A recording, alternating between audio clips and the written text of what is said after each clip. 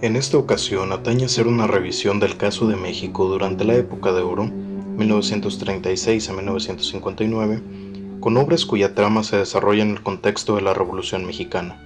El motivo de lo anterior es analizar el Estado mexicano como constructor de una identidad nacional mediante largometrajes realizados en el periodo antes especificado.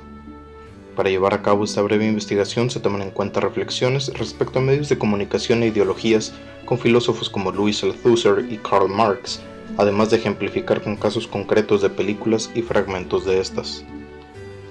Durante la época de oro es apreciable el funcionamiento del cine como aparato ideológico no represivo en su representación de la fuerza de trabajo campesina. A causa de esto se refuerza la ideología de roles que deben cumplirse. Esto permite que destaque la sociedad de clases que establece a los campesinos como explotados, con los leones de San Pablo en Vámonos con Pancho Villa y con la escena de Enamorada, donde el general zapatista José Juan Reyes decide el destino de los más ricos de Cholula por hacer que el pueblo pague y que pase hambre.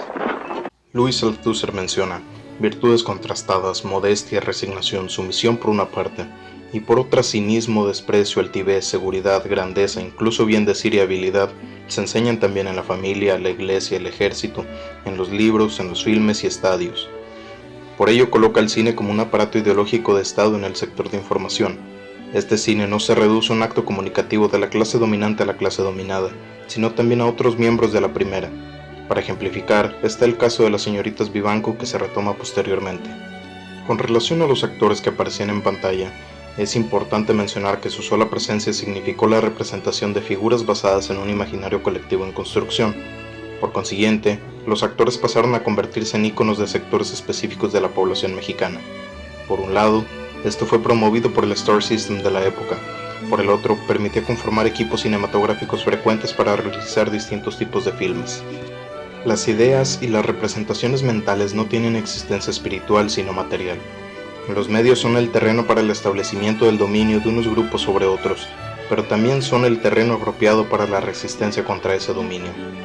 Ismael Rodríguez en particular mantuvo vivo el recuerdo de Villa con filmes como Así era Pancho Villa y La Cucaracha, las cuales dirigió y coescribió.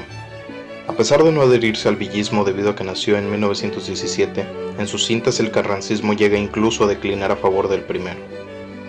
En relación con las compañías productoras de las cintas que hasta este punto se han mencionado, toca el turno de revisar su pertenencia o asociación al Estado. Es decir, para dimensionar el papel y la importancia de este último en la realización de largometrajes que trataran, en mayor o menor medida, a la Revolución Mexicana, es necesario conocer el tipo de relación que mantenían con los grupos que consumaban los proyectos cinematográficos.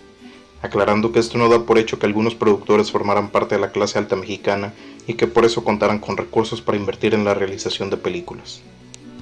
Dos de varias compañías productoras que estaban directamente ligadas al Estado eran Cinematográfica Latinoamericana S.A., fundada en 1934, y Clasa Films Mundiales S.A., fundada en 1946, las cuales eran empresas de participación estatal. Mientras la primera solo se dedicó a producir películas, la segunda también se encargaba de distribuir algunas cintas. De hecho, ambas estaban conectadas. Eso sin contar las numerosas distribuidoras estadounidenses que entraron a México bajo la firma de Clasa para llevar cine mexicano a su país. Destacan también distribuidoras belgas y del resto de Europa. Debido a lo anterior, no resulta extraño que se hayan dado casos de censura en contra de filmes de realismo crítico hacia los resultados de la Revolución Mexicana con cineastas como Fernando de Fuentes. En particular, se vio obligado a cambiar el final del Prisionero 13, cuestión que se aborda posteriormente. Aunado al anterior está el final alternativo de Vámonos con Pancho Villa, que tiene una presentación más cruda del Centauro del Norte. Aunque no se ha aclarado si esto fue por un acto de censura o fue decisión del director, el material permaneció incógnito por varias décadas.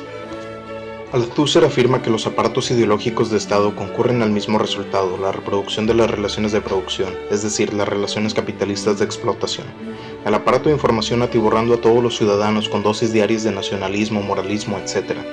Este dictado de moralismo es apreciable en la censura del final del Prisionero 13. En lugar de finalizar con una visión crítica y cruel de los movimientos armados, se muestra un melodrama convencional y la moral paterna. Es producto de un sueño alcohólico, ¿no? Sí. En conclusión, el Estado mexicano construyó una identidad nacional mediante largometrajes realizados en la época de oro. La afirmación se hace desde el cine ambientado en la Revolución Mexicana. También se requiere aclarar que dicha identidad nacional no se basó en propaganda que aludiera directamente a la Segunda Guerra Mundial, como sí pasó con la Alemania nazi y con los Estados Unidos. En ese sentido, el caso concreto más recordado es el de Soy Puro Mexicano, donde se enfrenta una invasión de las potencias del eje, pero no alcanzó lugar en este análisis al desarrollar su trama en 1942. Finalmente, la construcción ideológica se dio debido a las condiciones sociopolíticas en el país. Los vencedores, unos más que otros, fueron los constitucionalistas, delahuertistas, maderistas, carrancistas y los adeptos a Zapata. Vencidos el porfirismo, el villismo y el huertismo, ciertas obras muestran que aún contaban con partidarios.